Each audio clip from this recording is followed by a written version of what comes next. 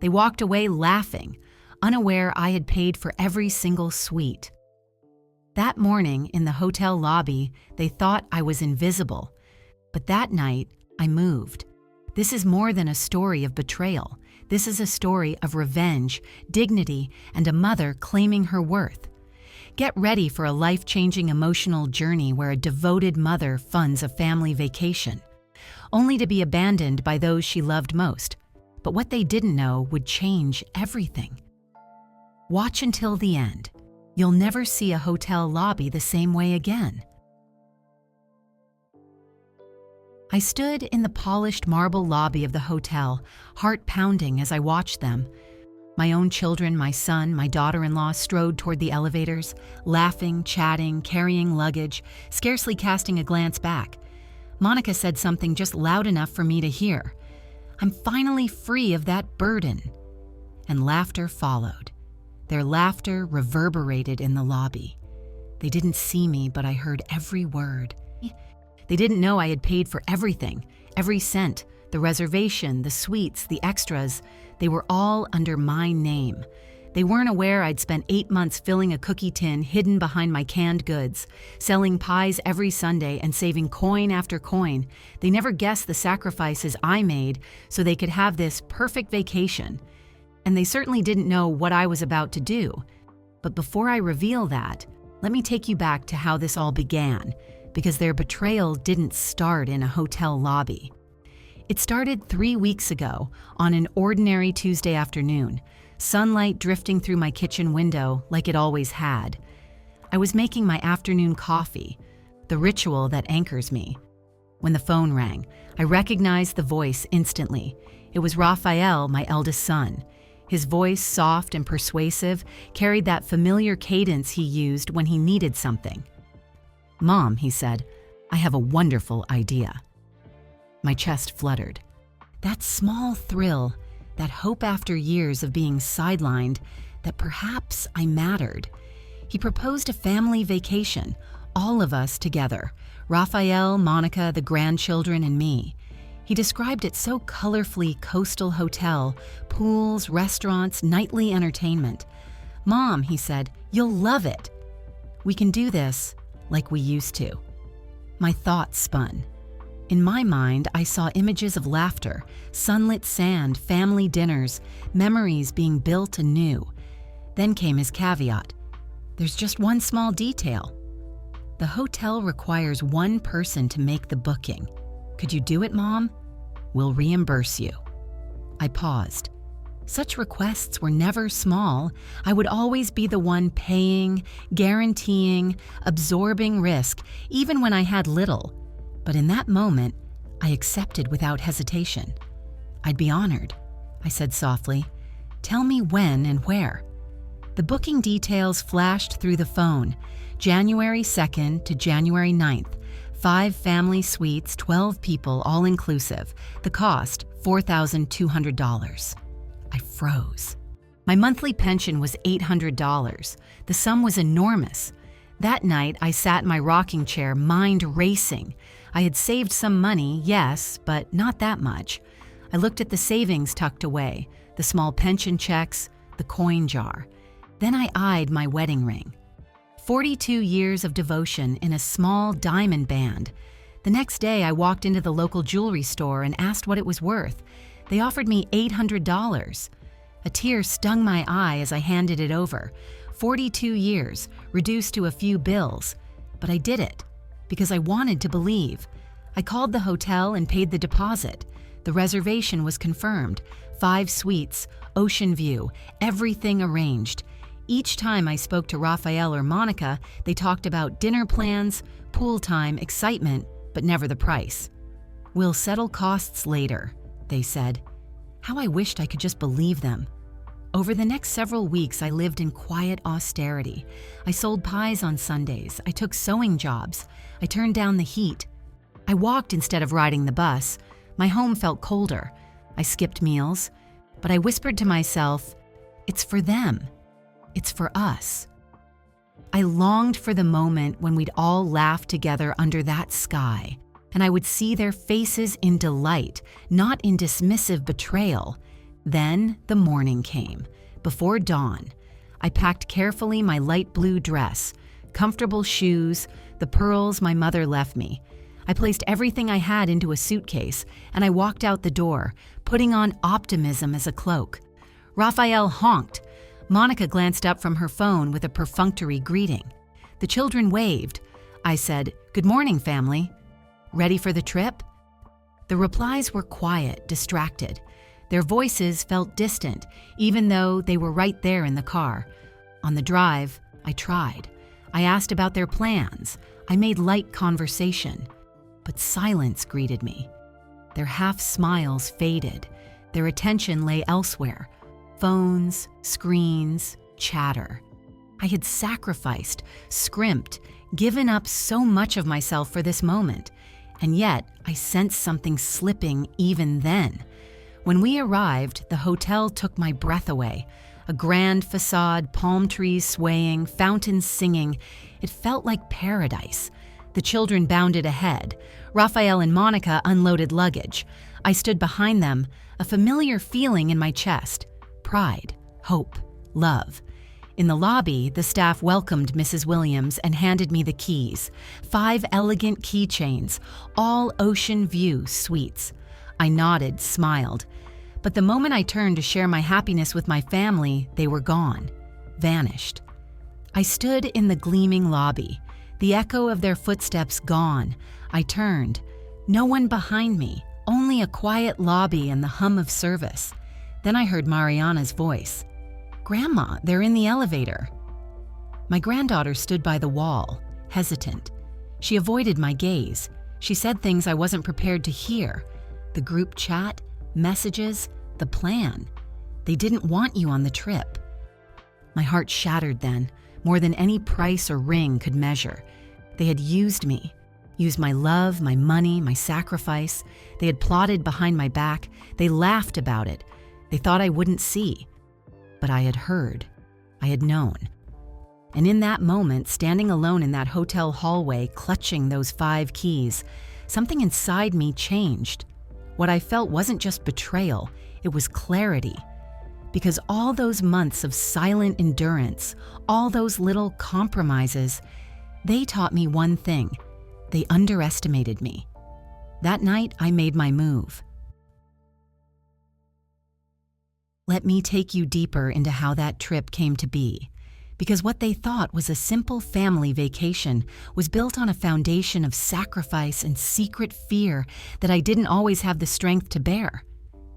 3 weeks before that fateful day, I sat at my kitchen table, the afternoon sunlight filtering through lace curtains, warm on my skin. I reached for my mug, pouring coffee as I did countless times. Since losing my husband 4 years ago, mornings had grown long, silent, filled only with memories and empty rooms. Yet that phone call changed everything. It was Raphael. His voice was smooth, hopeful, eager. "Mom, I have an idea. Let's do a family trip this holiday. Everyone together like we used to." My heart fluttered. I had longed for inclusion, for a moment where I was more than mom who cooks or mom who sits waiting. He painted a picture, son. Beach, laughter, the grandchildren diving into water, us gathered for dinner under lanterns. "You'll love it," he said, "just like the good old days." My eyes filled. A lump formed in my throat. He asked permission, but I heard something else. A gesture of acceptance. A window into possibility. Then came his request. "Mom, the hotel needs one person to make the reservation." "Could that be you?" "We'll reimburse you later," I swallowed, all too familiar, the emotional weight that always landed on me. The one who signs the name, makes the guarantee, holds the risk. But I didn't hesitate. I said yes. The following afternoon, I called the hotel. I heard the receptionist's friendly voice. "Golden Palms Hotel, how may I assist you?" I requested 5 suites, 12 people for 7 nights, all inclusive. Then the number came, $4,200. I froze. My pension was $800 a month. The sum eclipsed every safety net I'd ever stored, Yet something inside me told me this is more than money. It was being seen, valued, included. It was love in motion. When she asked for a 50% deposit, $2,100, I hesitated. My savings were modest. I counted what I had. A few dollars in cash, the wedding ring I rarely touched, a small nest egg I'd been holding for emergencies. This was no emergency. It was a dream. The next day, I walked into Mr. Jenkins' jewelry store. He recognized me. I asked him what he'd offer for the ring, and he named a number, $800. My heart felt bruised. 42 years of marriage, reduced to cash. Yet I nodded, handed it over, told myself this was for them. I returned home and placed the deposit. With that, the reservation was made in my name, Golden Palms, January 2nd to January 9th, 5 suites. In the weeks that followed, I squeezed every dollar. Sundays, I baked pies crusts thin, filling modest, but enough. I used sewing gigs. I turned down heat. I ate simpler meals. I walked instead of public transport. I often lay awake in the early hours, hearing silence, calculating how long I had before the funds would run dry. Each conversation with Raphael or Monica revolved around the fun. What time do you want to eat tonight? Have you packed your swimsuits? They assumed the financial side would settle itself later. I smiled and nodded, though inside I ached with the burden I carried alone. On the night before departure, I had paid the full amount, including the remaining $2,100. I sat at my small kitchen, flashlight in hand, staring at the credit card slip. I had maxed it, the ring, my savings, and now debt. But I felt a fierce satisfaction.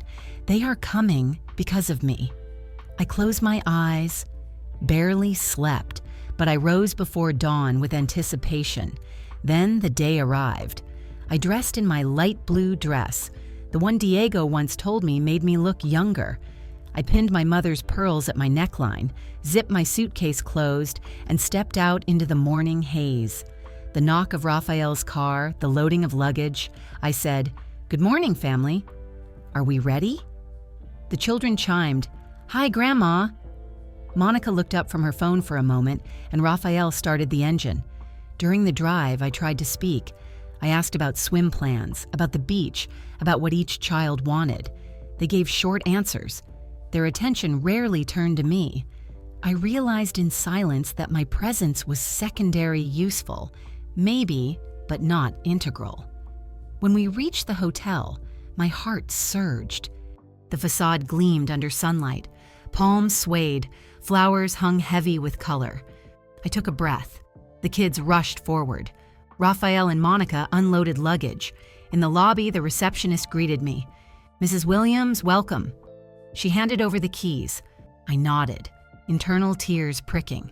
5 keychains, ocean view suites. We were exactly where we planned. But when I turned to share that moment, they were gone. It was only Mariana who lingered, silent, eyes downcast. She said softly, "They're in the elevator." My chest sank. I followed up the hallways, doors narrow, carpeted floors, empty rooms, no faces, no laughter, a chill in the air. I told Mariana what's going on. She placed trembling hands on her phone, exposing a group chat titled "Drama-Free Vacation." My name was mentioned. "Let her stay in her room. She's embarrassing. She can pace and she's organizing it. Let's see what she's good for." The words blurred. Slices of betrayal. My eyes stung with tears. 12 families, 60 suites. They plotted behind my back from the moment the trip was born. They saw me not as mother, not as partner, but as a wallet, someone expendable, someone foolish enough to blindly trust. Yet there I stood, clutching keys, breathing in the scent of betrayal. I gripped the reservation papers. I had paid. I had called, reserved, arranged. And now, in this holy moment, standing alone in the hotel, I had given them all they saw was me left behind. I raised my head. My lips felt heavy. I said nothing yet. My heart hammered. But one thing was clear. I would not spend this week in silence, in exclusion. They had underestimated me. They did not know I had heard, and that night, their world would shift. The morning after I discovered their betrayal, I awoke in a haze of heartbreak and purpose. The hotel's bed felt too soft, too unfamiliar. Outside, waves lapped with the calm, indifferent rhythm of a tide. Inside me, a storm was building. I dressed quietly, walked to the balcony, and watched the sun crest the horizon. Over the next hours, I pictured their faces when the key cards failed, but first to act silently, strategically, without obvious cruelty. I began by gathering evidence. In my purse, I brought the printed reservation confirmation, payment receipts, and email chains. On Mariana's phone, I asked to see earlier group chat messages. She showed me screenshots with names, timestamps, betrayals laid bare. I traced how the trip had been built on lies. Let her pay. She's embarrassing us. We'll dispute her card later. I felt an anger I had seldom allowed myself, but underneath the anger was resolve. I was not a victim. I was a force. That afternoon, while my family marched to the pool, laughing and carefree, I made my first calls. First to the bank. I requested a fraud alert on my credit card, citing possible family dispute if charges were contested. The bank was professional. They asked for documents. I delivered to my advantage. Receipts, statements, hotel invoices. I articulated clearly. I authorized and paid this entire reservation voluntarily. If any part of it is disputed, I intend to pursue legal remedies. Call number 2, the hotel manager, Miguel Anderson. I told him politely but firmly, I need to give you some context. I paid in full, but I've learned that certain parties may try to contest or modify the reservation behind my back. I ask you, please document my original contract and keep me fully informed of any changes. He acquiesced, requested proof, and scheduled a meeting for the next morning. He didn't question me, he only listened. I felt the rising strength in having the hotel itself on my side. My final call? Mr. Jenkins, the family lawyer who handled my husband's will and previous family matters. I recounted everything, the group chat, the plan, the betrayal, my payments. He listened with quiet gravity. He told me what I was already feeling. The actions of my children amounted to fraud, elder abuse. He would prepare a sworn statement, a contract addendum, a legal instrument to protect me. As evening settled, I returned to my suite. Through the door, I heard laughter, distant conversation, the clink of glasses. I paused at the threshold. For the past 4 years, I'd stood in the margins, quiet, dispensable, overlooked. But on this trip, I would not be invisible. I sat at the small desk, opened my notebook, and wrote down the room numbers: 301, 302, 304, 305, 303. The suite I would keep. Beside them, I drafted a plan. At 10 a.m., deactivate key cards for the 4 suites. At 11 a.m., staff inform them of cancellation. I will remain in 303. I will claim control. Any protest, direct them here. I reviewed it again. Every clause had a fallback, contingencies. If they tried to go to reception, if they argued, if they demanded a refund, I would stand, calm but unyielding.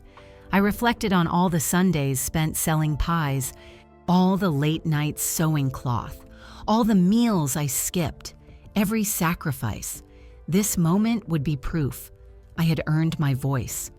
That night, I barely slept. The hotel was quiet. In the hallway, distant footsteps and the hush of water fountains. In my heart, the pulse of possibility. At 5 a.m., I rose. Beneath moonlight, I rehearsed what I would say. When people ask, I would tell them truthfully. No angry speeches, no theatrics, only facts, payment, evidence, betrayal in writing. Outside my door, I placed the folder with all documents, ready to present if needed. I dressed in that navy blue suit, the one I'd bought for my husband's funeral, but never found the moment to wear. It felt powerful, dignified. I applied a faint touch of makeup. I wanted people to see me, see I was still someone to be respected. By 6:30 a.m., I was downstairs. The lobby was empty. The sun was just rising over the palm trees. My heart beat steady. Near the reception desk, Miguel appeared. He greeted me politely. We confirmed our meeting. He led me to his office where the full view of the hotel gardens met my eyes. As we spoke, I kept calm, measured, firm. He showed me 2 documents. 1, the standard reservation contract stating I had paid fully. 2, an addendum giving me authority over modifications to the stay. That clause rare, reserved for reservation holders, was something I had never seen before. But in his hands, it meant something powerful. You see, he said gently, in this contract, the reservation holder retains the right to adjust which rooms remain active. Those key cards may be deactivated if rooms are canceled. You have that power. I felt a surge of clarity. Power. I swallowed, nodded. We shook hands. The staff would act according to my instructions. Miguel would alert guest services. I left the office with steely purpose. Back in my suite, I paced. The plan soon would take effect. Rooms deactivated, key cards invalid. My family, those who betrayed me, would find themselves locked out. Their laughter replaced by shock, humiliation, confrontation. But above all, recognition. Recognition that I was not a tool, that I had dignity, that I could protect my own. I looked at the ocean through the balcony door. It was peaceful, patient. I felt for the first time in years, I am someone. Soon they would know it too. Morning light filtered in through the hotel's expansive windows, casting a golden glow on the marble floors and the palm-fringed gardens outside. Inside, the hotel felt poised, peaceful, unaware, but I was ready. My heart had settled into a refined calm. The truth I carried was sharper than fear. At exactly 10 a.m., my phone vibrated. A message from Mariana, my granddaughter, appeared. Mom's keycard not working. They're all panicking. The plan was in motion. Downstairs in the lobby, I lingered near the reception lounge, dressed in my navy suit. My suitcase rested against a column. I sipped coffee, watched the pool through glass walls. I saw faces in the distance. Rafael, Monica, Diego, climbing the stairs, hauling beach bags. I imagined their confusion when they found their keycards deactivated. Moments later, the first hiss of conflict echoed from the hallway. A woman's voice sharp with irritation, another angry. Footsteps. I glanced casually toward the elevators. They converged. Then I heard the reception desk call, "Ma'am, your suite keycard is inactive. Please see the desk." The pause in the air was instantaneous. The laughter dissolved. The mood shifted. Rafael strode to the front desk with Diego. Monica stood behind him, fury and disbelief painting her face. I approached quietly as they confronted the receptionist. The room felt smaller, tension thick. "Why are our keycards not working?" Rafael demanded. The receptionist, calm but firm, replied, "I'm sorry, sir. The reservation holder, Mrs. Williams, has modified suite access. Some keycards have been deactivated. You may request a change, subject to her approval." Silence. Diego's jaw slackened. Monica's expression contorted with betrayal. They turned to one another, seeking clarity, excuses, denials. I chose that moment to step forward. "Good morning," I said, as if I were passing through. "I hope you're comfortable today." My voice was light, steady. They turned. "Mom?" Diego asked. Confusion, hurt, fear. He confronted me. "What is this?" "You canceled our rooms?" "Yes," I said evenly. 4 of your suites have been canceled. Only 303 remains active. You have until noon to vacate or find alternative lodging. Shock froze them. Monica's lips quivered. "You can't do this." "We're your family," I met her eyes. "Who walked away laughing in the lobby? Who plotted behind my back? Who invited me and never intended for me to stay?" They had no answer. Rafael launched into negotiation. "Let's go down to reception and sort this out," he said, voice wavering. I shook my head. The decision has been made. Speak to the manager if you want clarity. You should have seen their faces. The mingled shame and panic. Children who thought they held all the power now had none. Guests who believed they were victims saw the exquisite reversal. They had been absurdly, tragically mistaken. I handed Mariana a hug, standing beside her. She watched them, tears in her eyes, but also relief. She had believed in me, helped me. Her steady trust glowed in that moment. The manager, Miguel, emerged from the back hallway. He looked at the scene. He nodded to me. He knew my request, my contract rights, my addendum. He didn't judge. He affirmed. Rafael tried one last push. This is a mistake. We can fix it. You can try, I replied coldly, but don't expect me to fix your betrayal. One by one, they crumpled inward. Their excuses stuttered. Monica's face slackened. Diego's shoulders dropped. Rafael's eyes flicked between me, between staff, between shadows of anger and shame. I didn't gloat. I watched. I held quiet authority. They had engineered my humiliation for weeks. Now they faced their own. I escorted the staff to deliver notices to each of the canceled suites: 301, 302, 304, 305. At 11 a.m., staff walked down hallways, knocked on doors, informed them of cancellation, escorted them out. Keycards ceased functioning. Guests had nowhere to retreat. Their sanctuaries had become corridors of confusion. Down in the pool, the laughter stopped. Kids surfaced. Parents rushed toward doors. Faces turned toward me, astonishment and betrayal in their eyes. The shift was abrupt. Celebration to confrontation, vacation to judgment. Rafael's voice called from below, "Mom, why are you doing this?" I didn't rush to answer. I watched the contraction of their certainty. I watched them shrink under the weight of their own deception. Then I climbed to the third floor, entered suite 303, the only one left active. I stood on the balcony looking out over the sea. A breeze played through my hair.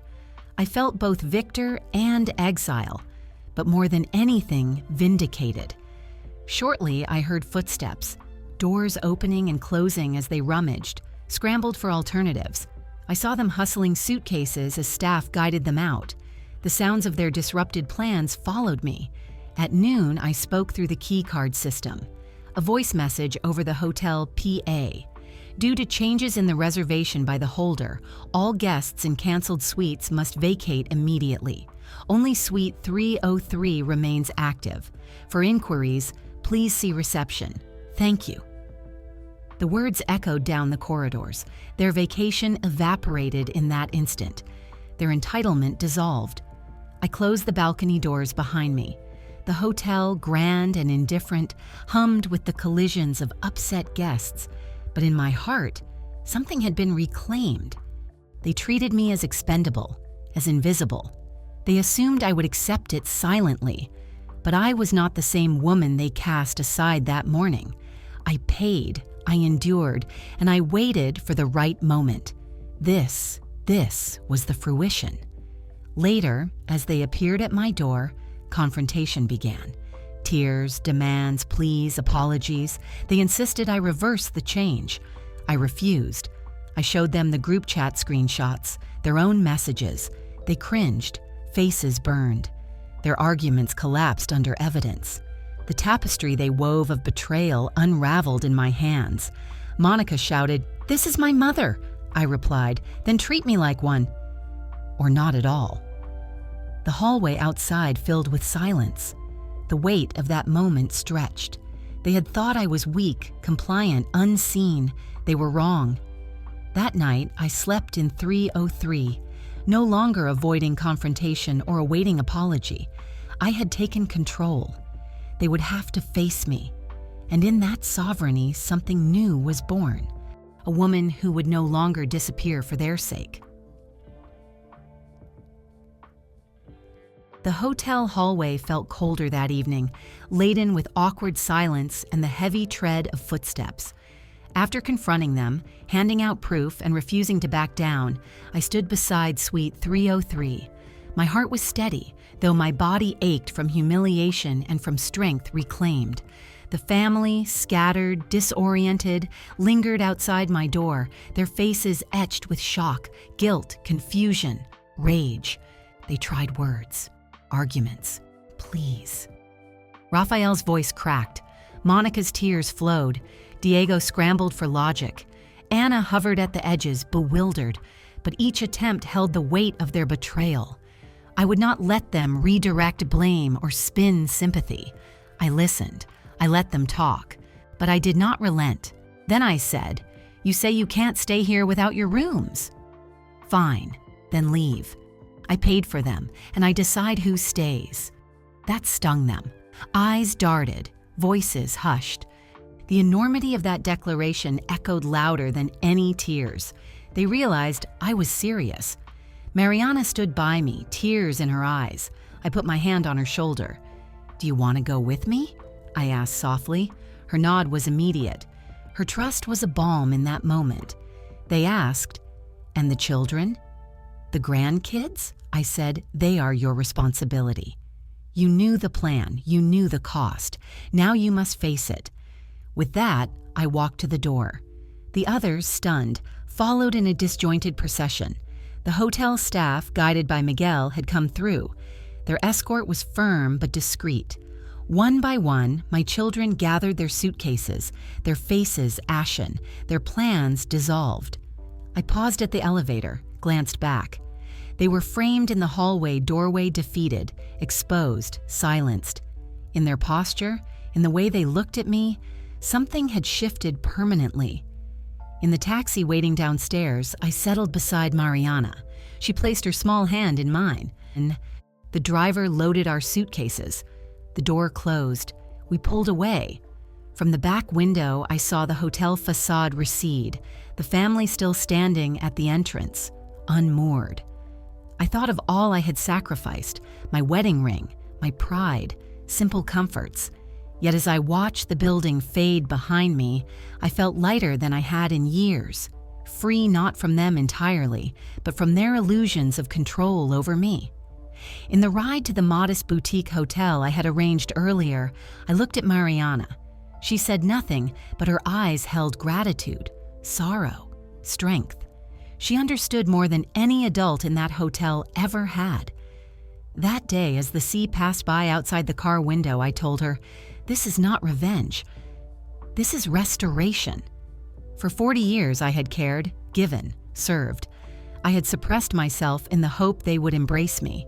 They never would, so now I embrace myself. She nodded. Later, when we arrived at our new place, a quiet, cozy hotel by the coast, I unlocked the door and stepped inside. I inhaled the ocean air. The room was simple, beautiful. I started unpacking. I placed each item carefully. The blue dress, the pearls, the slippers, my toiletries. Each gesture felt symbolic. I arranged Mariana's things too. That evening, I sat on the balcony overlooking the sea. The sky burned crimson and gold. In that quiet, I felt peace. No laughter echoed, no family voices called, but for the first time, I felt the weight of the betrayal's end. They had underestimated me for a long time, but they would now remember. Back at the hotel, the staff would report whispers, news traveling among guests. Some would talk of a confrontation. Others would see the empty halls where rooms had once been. Some would pity my children. Others would regard me with a new respect. Maybe some would judge my choice to cast them out. But I had no regrets. Inside me, a transformation had occurred. The woman who once sacrificed without voice had become the woman who would not be sacrificed again. I had stood, not yelling, not striking, but by power of proof, of dignity, of quiet resolve. I spent that night sleepless, not out of fear, but by design. I stared at the ceiling, relived the day's echoes, stitched together my resolve, and I made a promise. Going forward, I would give from choice, not from exploitation.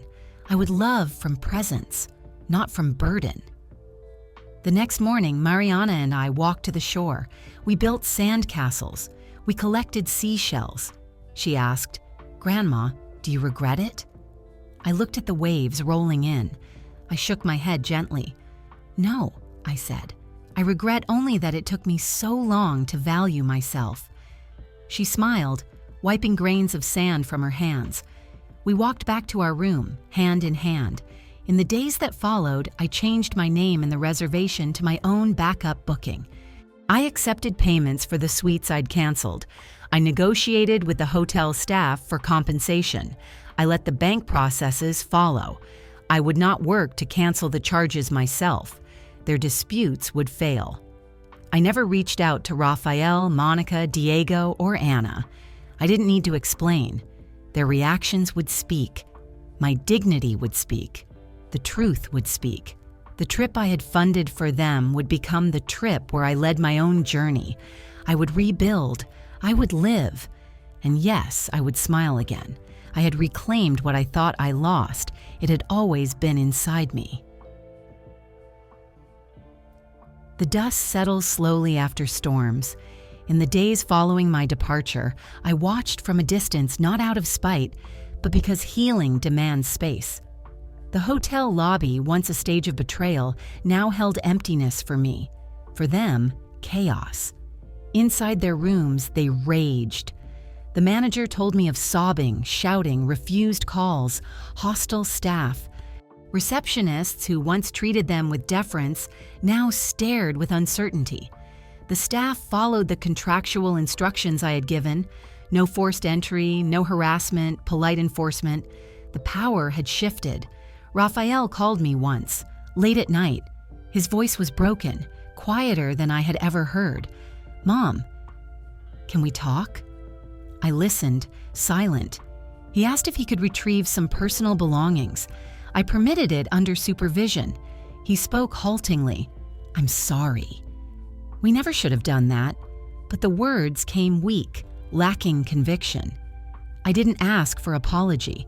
I didn't demand proof of remorse. I only said, "Do not call me burden anymore."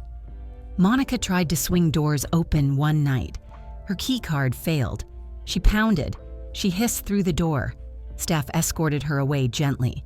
She was livid, humiliated in public. I heard her voice echo faintly in the hallway. "I won't forget this."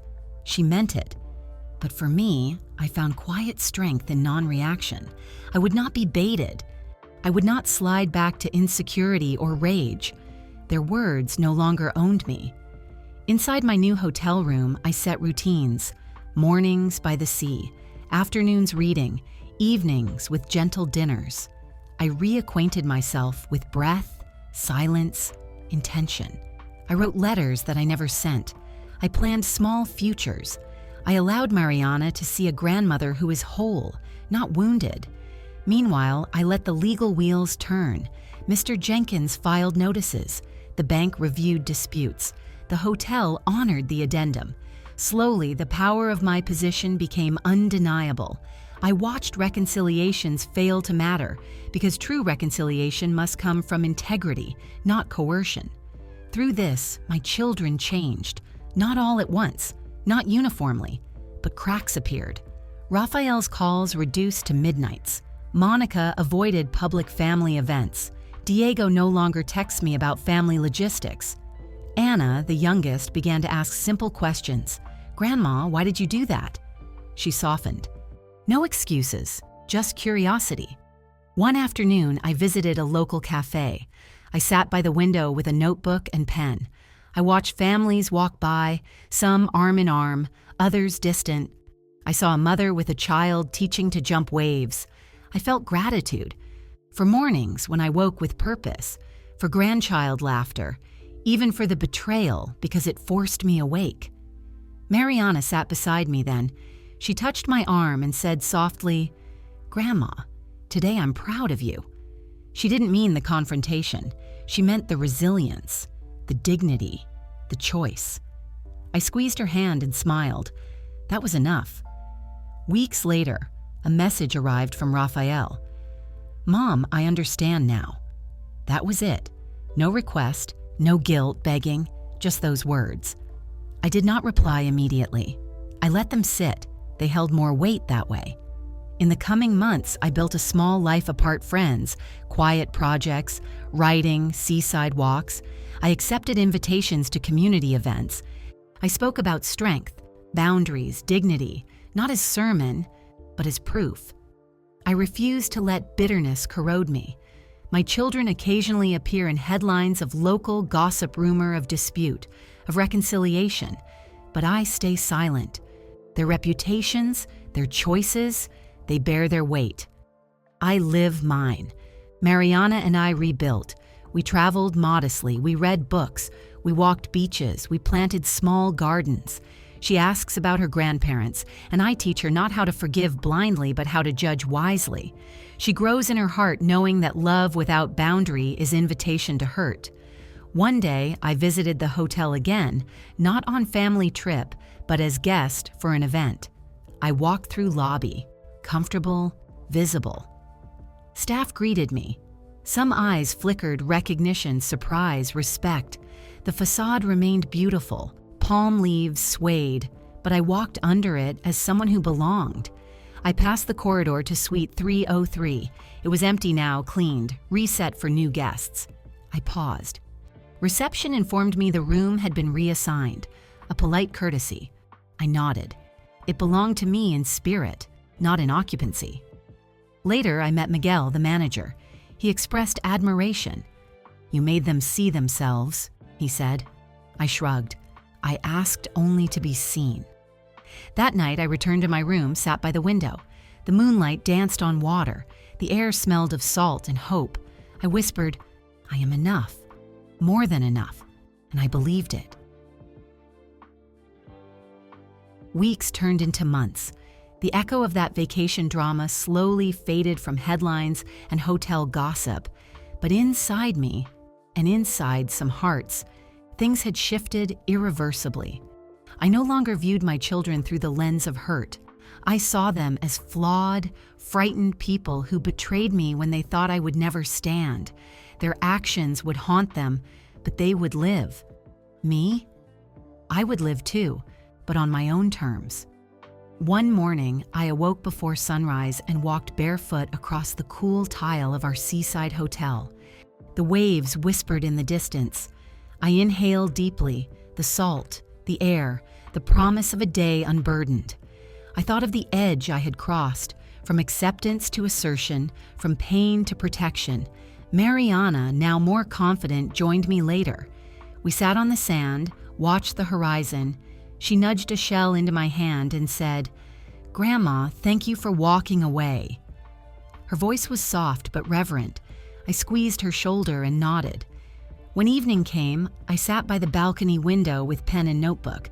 I began writing what had happened, not for revenge, but for legacy, for my grandkids to someday understand what happened and why their grandmother stopped being silent. The pages filled with clarity, with tears, with resolve. A letter arrived the next day from Raphael. He apologized. He offered a meeting. He acknowledged their betrayal, their misuse of me. No demands for restoration, no promises of restitution, just broken humility. I read it carefully. I didn't respond at once. Days passed. He messaged again. "I understand if you won't forgive me yet, but I will respect whatever you decide." That line held more weight than many pleas, because I could forgive without forgetting, and I could set boundaries without hatred. Monica attempted a call but stopped halfway. Diego texted, "I'm sorry." I lost sight of what matters. I didn't reply. Not yet. I gave them silence because I had learned that silence protects a wounded heart more than words. In my slower life now, small joys shone bright. I watched birds at dawn. I read books by the sea. I visited local markets.